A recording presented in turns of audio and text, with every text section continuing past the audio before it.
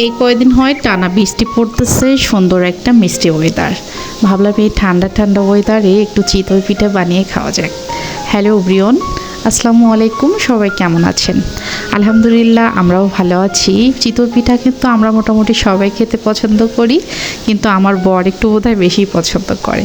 তো যাই হোক, তার যেহেতু পছন্দের পিঠা, আমি মাঝে মধ্যেই শখ করে বানাই। তো এটা বর্ণ দুধ চিতই পিঠাটা বেশি পছন্দ করে, তো ভাবলাম একটু বেশি করে বানিয়ে কিছুটা দুধে ভেজাবো, কিছুটা মাংস দিয়ে খাওয়া যাবে। তো এই যে বাসায় চালের গুঁড়ো কোনো রকম ছিল না, কিন্তু চালের গুঁড়ো না থাকলেও তো এখন অটবুদ্ধি আছে। বাসায় চাল ছিল, চালটা ভিজিয়ে রেখেছিলাম 2 ঘন্টার জন্য। তারপরে আমি ব্লেন্ডারে সুন্দর করে ব্লেন্ড করে নিয়েছি। আমি অনেকভাবেই তো পিঠা বানিয়ে দেখেছি, কিন্তু আমার কাছে মনে হয় যে এই যে ব্লেন্ডারে ব্লেন্ড করে যে টাটকা গোলার পিঠাটা বানাই, এটা কেন জানি বেশি পারফেক্ট মনে হয়। তো যাই হোক, একে একে সবগুলো পিঠা বানিয়ে নিচ্ছি। আর আমি যদি পিঠা বানাই বা যে কোনো পিঠা বানাই না কেন, অল্প বানিয়ে হয় না, কারণ বর্ণ যেহেতু পিঠা ভীষণ পছন্দ করে। তো ওর কাছে একবার যদি ভালো লাগে, ও সেটা 2-3 বার চায়, এজন্য একটু বেশি করেই বানিয়ে নিচ্ছি। কিছুটা মাংস দিয়ে খাবো, কিছুটা দুধে ভিজিয়ে রাখবো।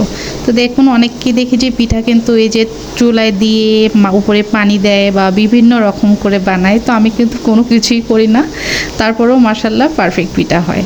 তো পিঠা ভাজা কমপ্লিট। এখানে আমি 1.5 লিটার গরুর দুধ দিয়েছি, দুধটা ভালোভাবে জাল করে নিয়েছি, স্বাদ অনুযায়ী চিনি দিয়েছি। তো এবার হচ্ছে আমি এখানে এলাচ আর তেজপাতা দিয়েছিলাম, তেজপাতাটা উঠিয়ে নিলাম।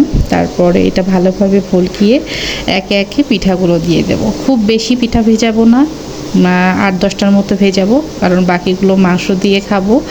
আবার হচ্ছে বর্ণর বাবা গুড় দিয়ে বা চিনি দিয়ে খেতে অনেক পছন্দ করে, এজন্য ওগুলো রেখে দেবো।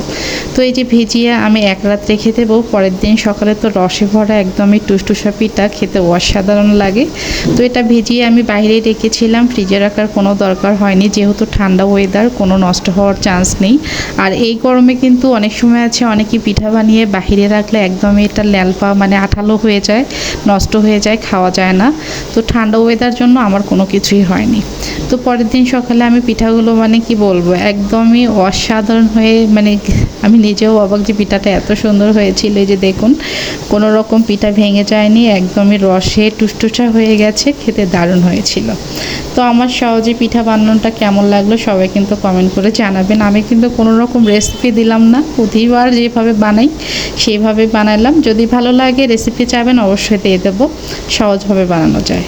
তো সবাই অনেক ভালো থাকেন, সুস্থ থাকেন, সবার জন্য অনেক অনেক শুভকামনা। আমি আমার লাইফস্টাইল ভিডিওগুলো ছাড়ার চেষ্টা করি, জানি না আপনাদের কাছে কেমন লাগে। ভালো লাগলে শেয়ার করে পাশে থাকবেন। সবার ভালোবাসা উৎসাহ পেলে ইনশাআল্লাহ সামনে এগিয়ে যাব। আল্লাহ হাফেজ।